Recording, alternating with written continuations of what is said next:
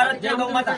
આજ રોજ કિશનભાઈ કરશનભાઈ બરેજા જે આર્મીની નોકરી મેળવી અને આર્મીની ટ્રેનિંગ પૂર્ણ કરી અને પરત આજે ઘરે ફર્યા છે, તો એ અમારા ગ્રુપ માટે આનંદની વાત છે કે એક સમય એવો હતો કે જ્યારે અમે અબોલ જીવોની સેવા કરતા ત્યારે કિશનભાઈની ખૂબ સેવા એક સફળ અમને કાર્યમાં મહેનત કરતા હતા કે જ્યારે કોઈ પણ અબોલ અને નિરાધાર જીવ દેવ થઈ જાય ત્યારે આ કિશનભાઈ અમારી હારે આવતા અને જ્યારે અમે સમાધિ દેતા ત્યારે અમારી પાસે જેસીબીની સુવિધા નહોતી।